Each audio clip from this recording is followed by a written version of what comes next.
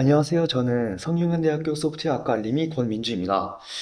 일단 우선 본격적으로 질문하기 앞서서 본인 자기소개하고 그리고 삼성 리서치에 대한 소개를 혹시 들을 수 있을까요?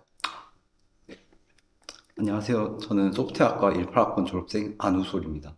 저는 23년도 7월 달에 삼성전자 대학생 인턴십을 통해서 삼성 리서치 SE팀에서 인턴십을 수행하였고, 이후 정식으로 전환되어 약 1년째 현재 업무를 진행하고 있습니다.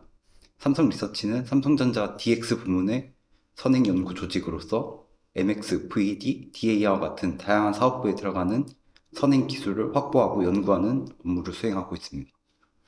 그러면 혹시 주로 어떤 업무를 맡고 계신지도 혹시 들을 수 있을까요? 먼저 SE라고 하는 것이 다소 생소하게 느껴질 수 있는데, SE라고 하는 것은 소프트웨어 엔지니어링의 약자로 소프트웨어 개발 전반적인 프로세스를 효율화하는 것을 목표로 일을 수행한다고 생각하시면 됩니다.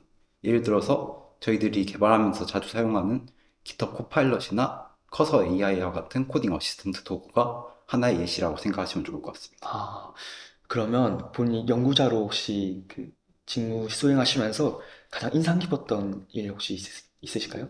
사실 가장 인상 깊었던 일이라고 하면은 맨 처음 업무를 수행했었던 인턴십 때가 생각이 나는데요. 그때는 이제 강화학습을 통해서 소프트웨어 구조를 개선을 추천하는 리팩토링 프로젝트를 진행했었습니다.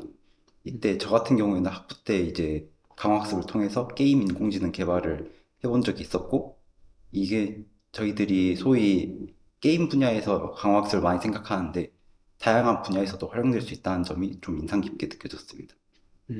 그러면 연구직에서 근무하면서 느낀 가장 큰 특징이 혹시 있으실까요? 사실 연구직에서 근무하면서 가장 큰 특징이라고 하면은, 사실 삼성 리서치한 조직 자체가 연구소긴 하지만 아무래도 사업부 밑에 있는 조직이다 보니 그 앞으로 사업부에 들어갈 기술들을 개발하고 이제 그 과정에서 논문거리가 될 수 있을 법한 것들을 발굴하게 된다면은 본인이 개발자로서 일을 하다가도 중간에 논문 작성도 해볼 수 있는 점이, 그 연구직과 이제 개발자로서 두 가지 커리어를 동시에 가져갈 수 있는 점이 가장 좋은 것 같습니다.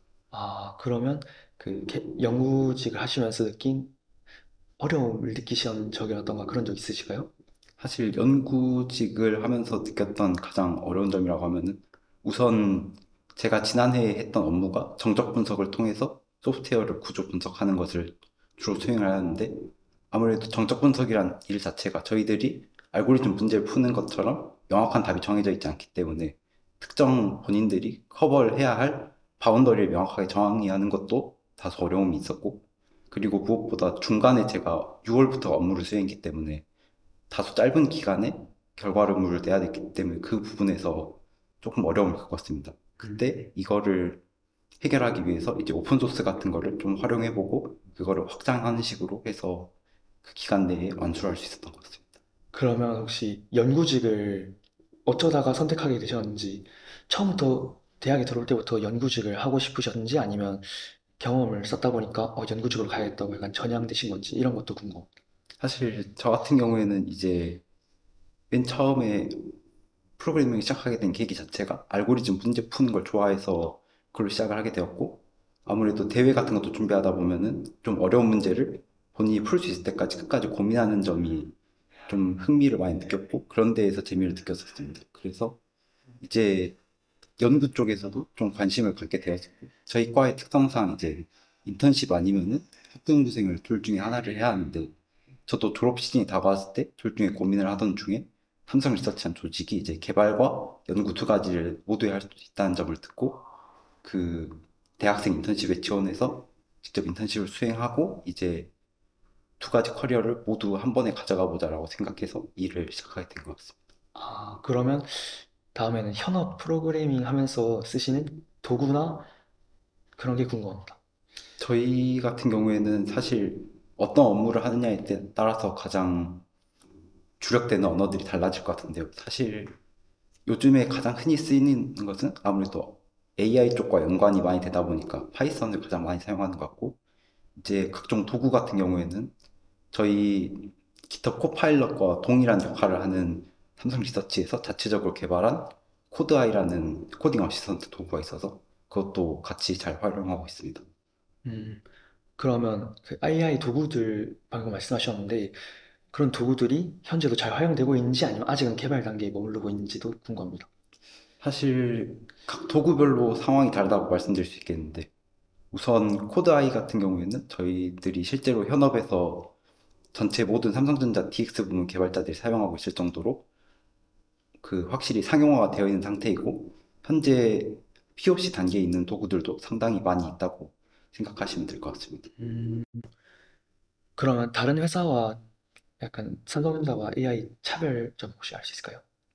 사실 다른 네. 저희들이 AI 회사라고 하면 뭐 오픈 AI라든지 뭐 네이버 같은 회사들을 떠올릴 수 있는데 그 회사들과 달리 삼성전자는 이제 갤럭시 스마트폰을 항상 매년 릴리즈를 해야 하고 그러다 보니 이제 다른 AI 기업들과 다르게 온 디바이스 AI 쪽에 좀 더 포커싱을 맞춰서 수행을 하고 있다고 생각합니다.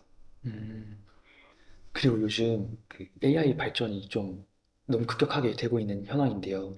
혹시 이에 대해서 개발자의 미래는 어떻게 될지 또 궁금합니다.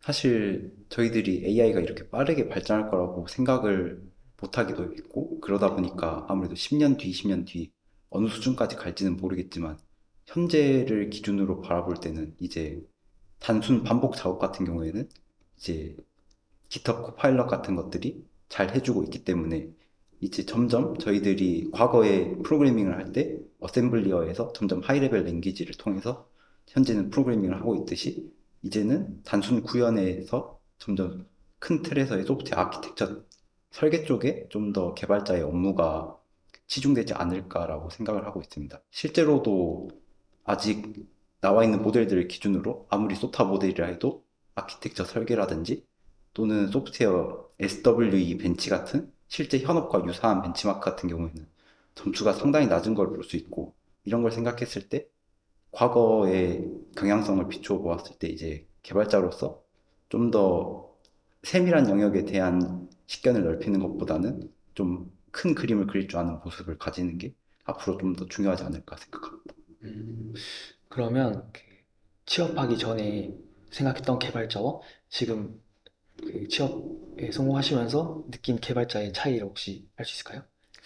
사실 개발자의 차이라고 하기에는 살짝 애매할 수 있다고 생각하는데 일단 회사를 기준으로 말씀을 드리자면 저 같은 경우에 이제 인턴십을 하면서 처음으로 정식 개발 프로세스 같은 걸 경험을 해보았고 이제 저희들이 소위 그런 말을 자주 하잖아요. 이제 삼성전자 가면은 뭐 개발자의 무덤이다. 뭐 커리어를 쌓기가 어렵다라는 말을 좀 많이 하는데 사실 그거는 반도체 쪽에 좀 더 치중되어 있는 사업부 같은 경우에는 그럴 수 있다고 생각하는데 이제 삼성 리서치 같은 경우에는 대부분 그 임직원분들이 다 소프트웨어 개발자 출신이시고 그러다 보니까 아무래도 개발을 할 때도 코드 리뷰라든지 그런 것도 시니어 분들이 잘 해주셔서 좀 개발자로서 성장하기에는 좋은 회사라고 생각하고 있습니다. 그러면 엔지니어 분이 생각하시기에 현재 대학생들이 어떤 공부를 하면 좋을지 그런 거 혹시 말씀해 주실 수 있을까요? 공부를 특정 영역을 딱 콕 집어서 말씀드리기보다는 좀 추상적인 표현일 수 있지만 문제 해결 능력을 좀 키우는데 중점을 주시는 게 중요하다고 생각합니다. 사실 방법들은 좀 다양하게 있을 것 같아요. 뭐 예를 들어서 학부연구생을 해본다든지 아니면은 저 같은 경우에는 알고리즘 문제를 이제 내가 풀 수 있을 때까지 끝까지 고민을 해본다든지 이런 식으로 결국 핵심은 어떠한 문제를 맞닥뜨렸을 때 남에게 바로 도움을 요청하고 뭔가를 찾아보기보다는 본인이 아는 범위에서 최대한 노력을 해보는 것이 좀 도움이 많이 될 것 같습니다.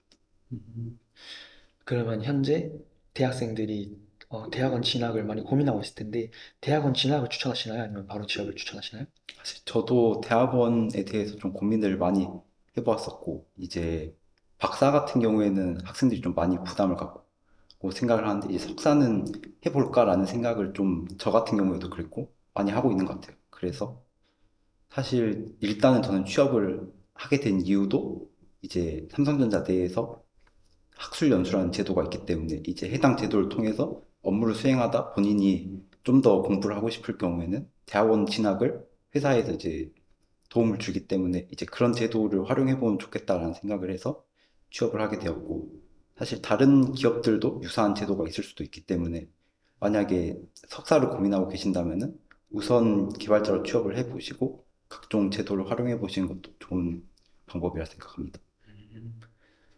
그러면 마지막으로 이제 학생들에게 조언해 주실 거 혹시 하나 있으실까요?